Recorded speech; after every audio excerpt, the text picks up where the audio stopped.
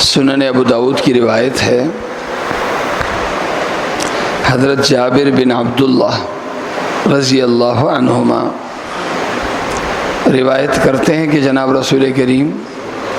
صلی اللہ علیہ وسلم نے ارشاد فرمایا، ما من امرئ مسلم یخذل مسلما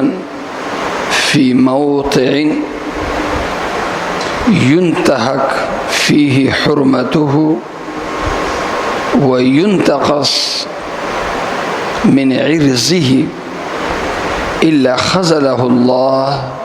في موضع يحب نصرته إلى آخر الحدیث۔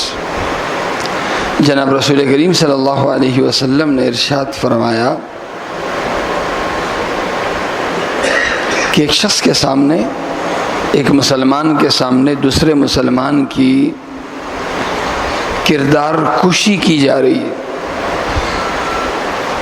ایک مسلمان کے سامنے دوسرے مسلمان کی کردار کشی کی جا رہی ہے، اور یہ مسلمان قدرت رکھنے کے باوجود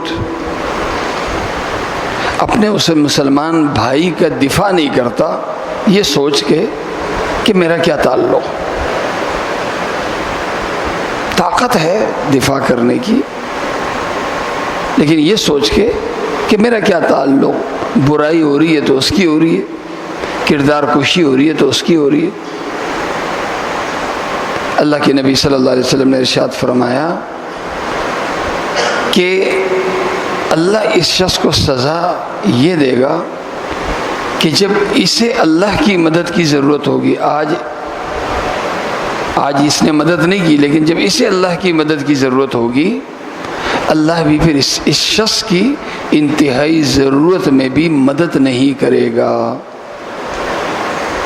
آج اس نے اپنے مسلمان بھائی کو تنہا کیا، اللہ اس کو بھی انتہائی ضرورت کے وقت تنہا کر دے گا۔ پھر فرمایا اللہ کے نبی صلی اللہ علیہ وسلم نے کہ ایک دوسرا مسلمان ہے، اس کے سامنے کسی مسلمان کی کردار کشی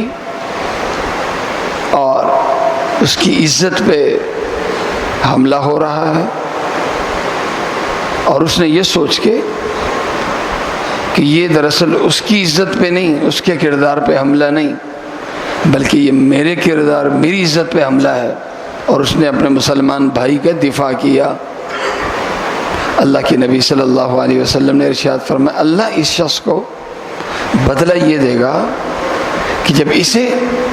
مدد کی ضرورت ہوگی اور اس کا کوئی مدد کرنے والا نہیں ہوگا، انتہائی ضرورت کے وقت اللہ اسے اکیلا نہیں بلکہ اللہ اس کی ضرور بھی ضرور مدد کرے گا۔ اس حدیث کے ذریعے جو تصور دیا جا رہا ہے، وہ تصور یہ دیا جا رہا ہے کہ ہم ہر مسلمان کی عزت کو اپنی عزت سمجھیں، ہر مسلمان کی مدد کو اپنے آپ کی مدد سمجھیں، ہم دین کو محدود صرف عبادات تک نہ کریں بلکہ اخلاقیات یہ بھی دین کا ایک مضبوط باب ہے، آپس میں تعاون، ایک دوسرے سے تعاون یہ بھی دین کا ایک مضبوط شعبہ اور اخلاقیات کا حصہ ہے۔ اللہ تعالیٰ مجھے اور آپ سب کو عمل کرنے کی توفیق عطا